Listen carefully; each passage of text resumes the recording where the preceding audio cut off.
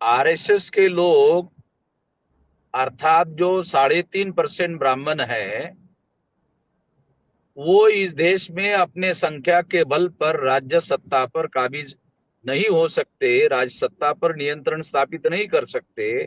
वो नियंत्रण करने के लिए हिंदू मुसलमान का ध्रुवीकरण कराना जरूरी है। और अगर हिंदू मुसलमान का ध्रुवीकरण कराना है और मुसलमान राष्ट्रद्रोही कार्यों में अगर पकड़े नहीं जाएंगे तो हिंदू मुसलमान कैसे किया जाएगा? ये ब्राह्मणों के सामने संकट रहता है। इसलिए क्या करते हैं ब्राह्मण, आरएसएस खुद ही ऐसे घटना करवाती है और मीडिया के द्वारा हिंदू मुसलमान का प्रॉब्लम खड़ा करती है और मुसलमान इसमें शामिल है ऐसा कहती है।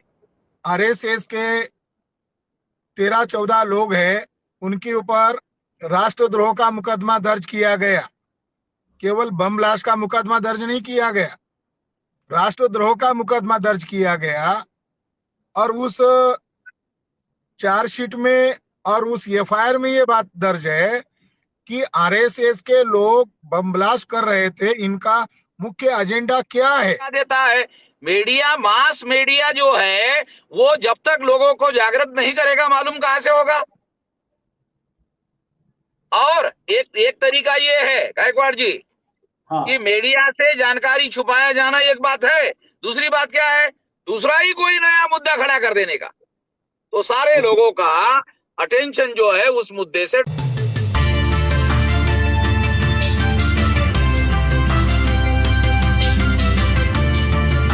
हमें उसके बारे में चर्चा होती हुई नजर नहीं आ रही है। नॉन इश्यू पर चर्चा हो रही है, मगर एक साइंटिस्ट आदमी और वो भी आरएसएस से जुड़ा हुआ आदमी और चौथी पीढ़ी से वो आरएसएस से जुड़कर काम कर रहे हैं, उस व्यक्ति ने राष्ट्रद्रोह का कार्य किया है। तो वो देश के लिए, अंतर्गत सुरक्षा के लिए और बाह्य सुरक्षा के लिए बहुत ही घातक है। और मेनस्ट्रीम मीडिया आरएसएस को बचाना चाहती है, या आतंकवादी जो आतंकवादी लोग हैं उनको बचाना चाहते हैं। इसके पहले भी 9 लोग पकड़े गए थे। हाँ। एक अच्युतानंद मिश्रा थे, एक निशांत अग्रवाल थे, एक निर्मल रे नामक व्यक्ति है, माधुरी गुप्ता है, सोमवीर सिंह है, और ध्रुव सक्सेना है, सज्जन तिवारी है, संदीप शर्मा है, पंकज शर्मा है, और अभी डॉक्टर प्रदीप कुरुलकर है। इस नाम में ना शेड्यूल कास्ट का व्यक्ति शामिल है, ना शेड्यूल ट्राइब का व्यक्ति शामिल है, ना ओबीसी का व्यक्ति शामिल है। मगर जो लोग देशभक्ति का, राष्ट्र प्रेम का सर्टिफिकेट बांटते हैं, उन जाति के लोग इसमें शामिल है। और उसमें भी खास बात, ये सारे के सारे लोग संघ परिवार से जुड़े हुए लोग हैं। इसीलिए ये देश के लिए बहुत ही घातक संस्था है आरएसएस। ये देश विरोधी संस्था है। और इसके पहले जो पकड़े गए लोग हैं, इनको राष्ट्रद्रोह के मुकदमे पर सूली पर चढ़ाया जाना चाहिए था। पकड़े जरूर गए, मगर आगे क्या हुआ पता नहीं। और मीडिया इस मुद्दे को हाइड कर रहा है। तो ये आरएसएस के प्रदीप कुरुलकर के बारे में भी भविष्य में क्या पिछले लोगों की तरह ही उनको बचाया जाएगा क्या, ये सवाल है। मेरा ये कहना है कि आरएसएस के लोग अर्थात जो 3.5% ब्राह्मण है, वो इस देश में अपने संख्या के बल पर राज्य सत्ता पर काबिज नहीं हो सकते, राज्य सत्ता पर नियंत्रण स्थापित नहीं कर सकते। वो नियंत्रण करने के लिए हिंदू मुसलमान का ध्रुवीकरण कराना जरूरी है। और अगर हिंदू मुसलमान का ध्रुवीकरण कराना है और मुसलमान राष्ट्रद्रोही कार्यों में अगर पकड़े नहीं जाएंगे तो हिंदू मुसलमान कैसे किया जाएगा? ये ब्राह्मणों के सामने संकट रहता है। इसलिए क्या करते हैं ब्राह्मण, आरएसएस खुद ही ऐसे घटना करवाती है और मीडिया के द्वारा हिंदू मुसलमान का प्रॉब्लम खड़ा करती है और मुसलमान इसमें शामिल है ऐसा कहती है। वो ये एविडेंस इस बात का सबूत है कि वो खुद ही ऐसे करते रहते हैं। और प्रोपोगंडा में मुसलमानों को पकड़ लेते हैं। पुलिस महानिरीक्षक एस.एम. मुशर्रफ साहब ने ये किताब लिखी है कि उसमें ब्राह्मण बॉम्ब्ड एंड मुस्लिम हैंग, यानी ब्राह्मण लोग बॉम्ब डालते हैं और मुस्लिम लोगों को इसके लिए पकड़ा जाता है। तो ये सारी बातें सबूतों के साथ आई हुई है। तो उसके पीछे हिंदू मुसलमान का ध्रुवीकरण कराने का मकसद है। और हिंदू मुसलमान का ध्रुवीकरण करने से क्या होता है कि जो आरएसएस की हिंदू की थ्योरी है, हिंदुत्व की थ्योरी है, उसके आधार पर एससी एसटी ओबीसी को मुसलमानों के विरोध की प्रतिक्रिया में उनके वोट हासिल करके राज सत्ता पर कब्जा किया जा सकता है। ये इसलिए ऐसे करवाते हैं, ये करवाने का काम यही करते हैं और मीडिया के द्वारा मुसलमानों को डिफेम किया जाता है। इसमें मुसलमान शामिल नहीं होते। ये उदाहरण इस बात का सबूत है। मुख्य एजेंडा जब राज्य सत्ता पर, केंद्र की सत्ता पर कब्जा हासिल करने के बाद फिर केंद्र सरकार के द्वारा जो करना है वो सारा का सारा किया जा सकता है ना। अगर एक बार केंद्र की सत्ता पर कब्जा हो गया, वो कब्जा होने के बाद सीक्रेटली वो सारा काम किया जा सकता है। उसके लिए गुपचुप तरीके से बोलने की जरूरत ही नहीं है। की 52% संख्या है, उसकी गिनती ही नहीं कर रहे। ये तो केंद्र की सत्ता पर कब्जा करने के बाद ये पॉसिबल है ना उनको ऐसा करना। मैं एक जानकारी देना चाहता हूँ जो ऑन रिकॉर्ड गवर्नमेंट की जानकारी है।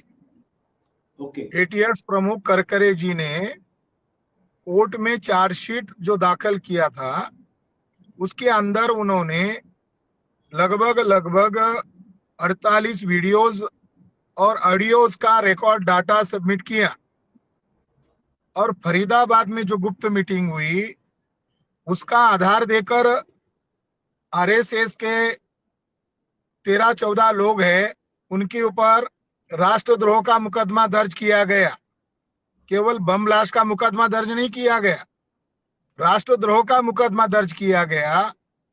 और उस चार्जशीट में और उस एफआईआर में ये बात दर्ज है कि आरएसएस के लोग बम ब्लास्ट कर रहे थे, इनका मुख्य एजेंडा क्या है, ये ऐसा क्यों करना चाहते हैं। तो उस मीटिंग में फरीदाबाद 2008 में जो मीटिंग हुई, उस मीटिंग में बीजेपी के लोग भी शामिल थे, बीजेपी के एमपीज भी शामिल थे। और उस मीटिंग में लेफ्टिनेंट कर्नल प्रसाद पुरोहित ने एक एमपी बीच में आ गए, उनका इंट्रोड्यूस किया कि ये बीजेपी के माननीय सांसद है और ये पूर्व में प्रचारक रह चुके हैं आरएसएस के। उस मीटिंग में ये भी डिस्कशन किया कि मेरी कई बार सरसंघ चालक मोहन भागवत के साथ मीटिंग हुई है बम ब्लास्ट के ऑब्जेक्ट के बारे में। और उसमें कोई सिंह नामक व्यक्ति उत्तराखंड का, वो पूछ रहा है कि ब्राह्मणों की सत्ता आती है, कांग्रेस की सत्ता है तो ब्राह्मणों की सत्ता है, हम क्यों बम ब्लास्ट करेंगे, आखिर में हमको हमारा अचीवमेंट क्या रहेगा। तो लेफ्टिनेंट कर्नल प्रसाद पुरोहित ने जवाब दिया, हमें भारत का संविधान मानना ही नहीं है, नॉकिंग डाउन। हमें भारत के संविधान को खत्म करने के लिए प्रोपेगेंडा करना है कि बम ब्लास्ट हो रहे हैं क्योंकि इसके लिए संविधान जिम्मेदार है। संविधान को खत्म करना ये मुख्य ऑब्जेक्ट उसने बताया। दूसरा ऑब्जेक्ट उसने बताया जो आज आरएसएस के लोग हिंदू राष्ट्र चिल्ला रहे हैं, उस मीटिंग में उसने कहा हमको हिंदू राष्ट्र बनाने वाले नहीं है, हम मनुस्मृति के आधार पर ब्राह्मणों का राष्ट्र बनाने वाले हैं। ये इंपॉर्टेंट बात है जो आरएसएस लोगों को मूर्ख बनाने के लिए जिन बातों का शब्द खेल करके इस्तेमाल करते हैं, उनके गुप्त मीटिंग में कहा हम 14 स्मृति को इकट्ठा करेंगे, लगा तो मनुस्मृति को लागू करेंगे। उसने आगे ये कहा ब्राह्मण इस देश के नहीं है। उस मीटिंग में उसने कहा हम बम ब्लास्ट क्यों कर रहे हैं, तो उसने पुरोहित ने खुले तौर पर, क्योंकि वो एक ही जाति बिरादरी के लोग थे, तो उसने कहा we will fight this constitution, we will fight this nation, because this nation is not ours. ये बम ब्लास्ट क्यों कर रहे थे? उनकी गुप्त मीटिंग में कहा ये भारत हमारा नहीं है, तो इस देश पर अगर कब्जा करना है तो ऐसा देशद्रोही कृत्य करके ही लोगों को अलग मुद्दे में उलझाया जाएगा और ब्राह्मण लोग फिर देशभक्ति का सर्टिफिकेट बांटेंगे। महाराष्ट्र के पूर्व आईजी मुशर्रफ साहब ने सर्टिफाई कॉपी वो चार्जशीट की और एफआईआर की और जो उनकी गुप्त मीटिंग हुई उसकी ट्रांसक्रिप्ट की हुई करकरे जी ने जो फाइल किया हुआ है उसकी कॉपी हमारे पास है और उसके सबूत हमारे पास है। अरे मीडिया इसके बारे में चुप्पी लगा देता है। मीडिया, मास मीडिया जो है वो जब तक लोगों को जागृत नहीं करेगा मालूम कहां से होगा। और एक तरीका ये है गायकवाड़ जी हाँ, कि मीडिया से जानकारी छुपाया जाना एक बात है, दूसरी बात क्या है, दूसरा ही कोई नया मुद्दा खड़ा कर देने का, तो सारे लोगों का अटेंशन जो है उस मुद्दे से डाइवर्ट हो जाता है। तो जो जानकारी लोगों को जाना चाहिए, जिसके विरोध में विद्रोह खड़ा हो सकता है, वो सारा का सारा मामला डाइवर्ट हो जाता है। सारा media, electronic media, print media, वो डाइवर्शन के काम में लग जाता है। बराबर। अभी ये जिसको पकड़ा गया उसके बारे में जो मेन स्ट्रीम मीडिया है चुप्पी लगा के बैठा हुआ है और कोई और मुद्दा खड़ा करके उसको डाइवर्ट कर देंगे।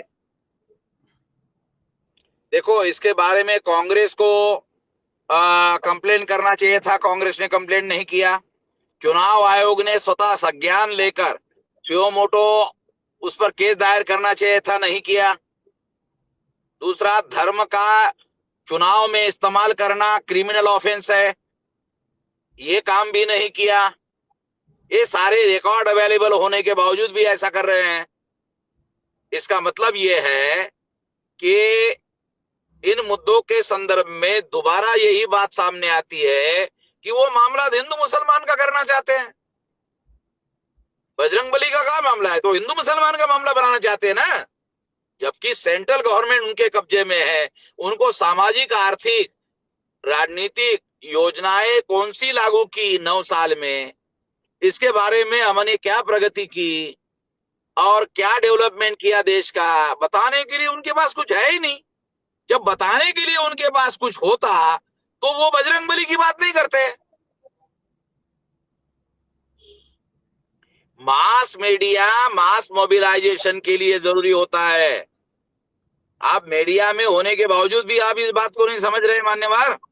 मास मीडिया मोबिलाइजेशन के लिए जरूरी होता है और मास मीडिया के ना होने की वजह से करोड़ों लोगों तक सच्चाई की खबरें नहीं जाती है, या जो जैसे ईवीएम में घोटाला होता है, सुप्रीम कोर्ट ने फैसला दिया, किसी मास मीडिया के खबर वालों ने, अखबार वालों ने कोई खबर छापा क्या? ईवीएम के द्वारा ये घोटाला करके चुनाव हो रहा है, सुप्रीम कोर्ट ने निर्णय दिया 8 अक्टूबर 2013 को, कोई खबर ही नहीं छापा। अब खबर ही नहीं छापा तो लोगों को मालूम कैसे होगा? संख्या होना और जनमत होना दो अलग बातें नहीं जानते क्या आप? एक संख्या होना, 85% संख्या है, जनमत थोड़ी है। उन्हीं में से जनमत ये लोग बनाते हैं इशू खड़ा करके, मुसलमानों के विरोध में प्रतिक्रिया निर्माण करके उनका चुनाव में इस्तेमाल कर देते हैं, फिर बाद में अपना काम शुरू करते हैं। 30,000 करोड़ रुपया 2019 के चुनाव में आरएसएस बीजेपी ने खर्चा किया, तो एक लोकसभा चुनाव जीतने के लिए 100-125 करोड़ रुपया खर्चा किया। उनका मूल आधार ब्राह्मण है, मूल आधार ब्राह्मण है। ब्राह्मण का वर्चस्व स्थापित करने वाली जो बात है, 2 प्रकार का, एक पब्लिक में बोलने का राष्ट्रवाद, इंटरनल बोलने का अपने जाति का वर्चस्व निर्माण करना है। ये तो रिकॉर्डेड बातें हैं ना। तो भी बहुजन समाज को इंटरनल समझाना है तो करने का ब्राह्मणों का वर्चस्व करना है, और पब्लिक में बोलने का है राष्ट्रवाद करने का। अब राष्ट्रवाद की बात तो तमाम एससी, एसटी, ओबीसी के लोगों को अच्छी लगती है ना, और फिर इसके आधार पर बोलते कि तो राष्ट्रवादी लोग हैं। उनको राजनीति समझ में आना दो अलग अलग बातें हैं। प्रचार समझना और दांवपेच समझना दो अलग अलग बातें हैं। ज्यादा लोगों तक सच्चाई पहुंचाना रास्ता है और ज्यादा लोगों तक 72 घंटे में बड़ी खबर लोगों तक पहुंचाई जा सकती है मास मीडिया है तो। नहीं तो आपको 6 लाख गांव का संगठन बनाना पड़ेगा और अपने संगठन के कार्यकर्ता के द्वारा लोगों तक पहुंचाना पड़ेगा। एक मौखिक मीडिया भी तो है ना, तो हाँ मौखिक मीडिया के लिए 6 लाख गांव का संगठन लगेगा।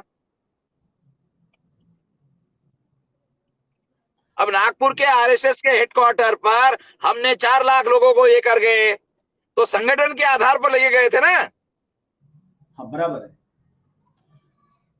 अगर तो 6 ये लाख गांव का संगठन हो तो इन लोगों का तो बहुत भारी बंदोबस्त किया जा सकता है। एनआईए को दिया जाना चाहिए, नेशनल इन्वेस्टिगेटिव एजेंसी को देना चाहिए था। ये एटीएच जो है लोकल एजेंसी है, स्टेट लेवल की एजेंसी है। एनआईए हाँ नेशनल एजेंसी है, उनको देना चाहिए था ये मामला। सोनोने जी, हाँ बोलिए। 2006 में नांदेड़ में आरएसएस के कार्यकर्ताओं के घर में बम ब्लास्ट हुआ। हाँ यशवंत ये शिंदे जी ने। 2006 की बात है हाँ और अभी तक उसका फैसला नहीं हुआ। तो आरएसएस से ही जुड़े हुए शिंदे ने नांदेड़ कोर्ट में एफिडेविट लिख के दिया कि मैं उस गुप्त मीटिंग में था और बीजेपी चुनाव जीतने के लिए बम ब्लास्ट कर रही थी। ये उन्होंने दिया हुआ एक बहुत कानूनी डॉक्यूमेंट्स है। तो एनआईए भी उस बात को छुपा रही है और एटीएस भी छुपा रही है। मामला आरएसएस के चंद लोगों का नहीं है, प्लानिंग वे में आरएसएस और बीजेपी के लोग ये सारा शामिल होकर कार्य कर रहे हैं। लेफ्टिनेंट अभी ये बता रहे हैं, ये साइंटिस्ट जो ब्राह्मण, ये जो साइंटिस्ट को फ्री कर रहे हैं या साइंटिस्ट से वो अपना पल्ला झाड़ रहे कि हमारा उससे कोई संबंध नहीं है।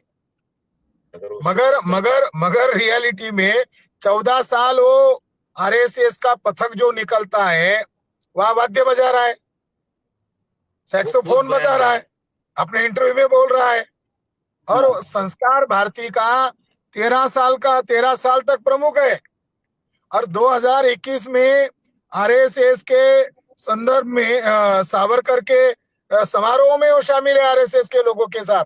किस आधार पर वो कह रहे हैं अभी अभी तक वो शामिल है कि हमारा उससे कोई नाता नहीं है। 2011 में जब करकरे जी वो चार्जशीट दाखिल कर रहे थे तब ये भैया जोशी और उनकी टीम तत्कालीन प्रधानमंत्री मनमोहन सिंह को मिलने गए। उन्होंने उनको ज्ञापन सौंपा। मीडिया वालों ने पूछा कि किस लिए गए, उन्होंने ये जानबूझकर मीडिया को जानकारी दिया कि लेफ्टिनेंट कर्नल प्रसाद पुरोहित को, प्रज्ञा ठाकुर को, इंद्रेश कुमार जो टेररिस्ट के नाम सामने आए हैं इनको रिहा नहीं किया जाए। भैया जोशी मरे नहीं है, भैया जोशी जिंदा है, भैया जोशी को इसका जवाब देना चाहिए।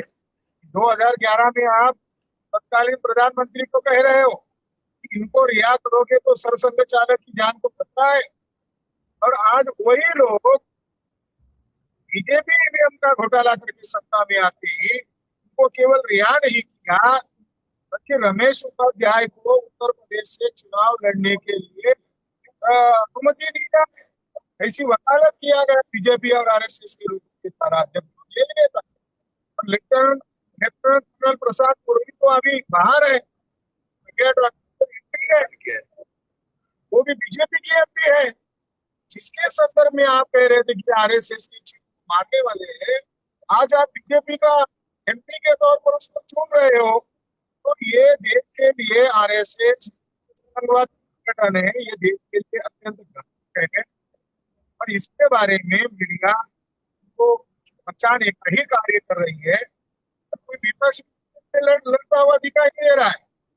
कांग्रेस के कार्य लोग पकड़े गए थे, जितने सारे लोग पकड़े गए अंतरराष्ट्रीय आतंकवादी ग्रुपों के साथ, ये चाहते तो बैन कर सकते थे। कांग्रेस बीजेपी ब्राह्मण लोग है और म्यूचुअली अंडरस्टैंडिंग से ब्राह्मणों को बचाव करने का काम किया जा रहा है और इनकी वजह से ब्राह्मणों की वजह से राष्ट्र खतरे में है। कांग्रेस वाले कह रहे हैं बजरंग दल पर पाबंदी लगाएंगे। ये कांग्रेस की मूर्खता है। आरएसएस पर पाबंदी लगाएंगे ऐसा कहना चाहिए। क्यों? बजरंग दल का बाप दादा तो आरएसएस है। बराबर। बाप दादा को पकड़ना चाहिए ना, ये तो बच्चे है बजरंग दल वाले। उस मीटिंग में रोहित ने ये कहा हमारा इसराइली के साथ रिलेशन है, कितनी ओपन हुई, ये इसराइल से हमारा कनेक्शन है, मर्तबा हमारी मीटिंग हुई, राष्ट्रपति व्यक्ति है और मिलिट्री इंटेलिजेंस ब्यूरो ने जांच किया उसकी, उनका अफसर होने के कारण, उसके अहदे पर होने के कारण, तो रोहित के संदर्भ में मिलिट्री इंटेलिजेंस ब्यूरो ने ये रिपोर्ट किया कि इसने कई सारे हथियार दिल्ली तरीके से बाहरी लोगों को बेचे हैं और आईडीएक्स कहाँ मिलता है, पटाखे की दुकान में नहीं मिलता, वो मिट्टी के पास है, देश में बदलासी लोगों ने किए। और जो आईएसएफ का जो बड़ा नेता है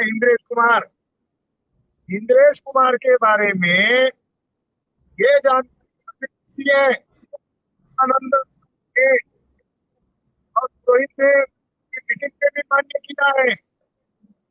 50 में संघ कार्यालय गया था, से मेरी मुलाकात हुई। इंद्रेश को रोहित ने 50,000 रुपए कैश दिए। मैंने उसको पूछा कि 50,000 कहाँ से आ रहे हैं, तो उन्होंने कहा पैसे की चिंता मत करो, ये सारे पैसे इसी से आ गए हैं। सीमानंद के एफिडेविट में ये रेफरेंस है कि आरएसएस के लोग ISIS के लोगों से पैसा लेकर देश में बकवास कर रहे, 26/11 का हमला करने का सिर्फ साहब कहते हैं गंभीर कि देश की जिसको इंटेलिजेंस प्रेमी संस्था होनी चाहिए, वो ब्राह्मण लोग राष्ट्र के खिलाफ जाकर काम कर रहे हैं और उन्होंने रिसर्च के एक ऊंचे अहदे पर आके मोटा रिसर्च के साथ आई ने 26/11 का लोकांनी या विरोधामध्ये संघटित झालं पाहिजे आणि या देशाची रक्षण करण्याची जबाबदारी आपल्याला घेतली पाहिजे। पुरुषावर देश रक्षणाची जबाबदारी त्यांच्यावर नाही सोपवली पाहिजे। ते नॅशनलिस्ट नाही आहेत आपले शिक्के लोक, ते प्रोपगंडिस्ट आहेत, ते प्रचारवादी लोक आहेत, ते राष्ट्रवादी लोक नाही आहेत। ते केवळ राष्ट्रवादाचा प्रचार करतात पण 24 तास राष्ट्रद्रोहीचं काम करतात।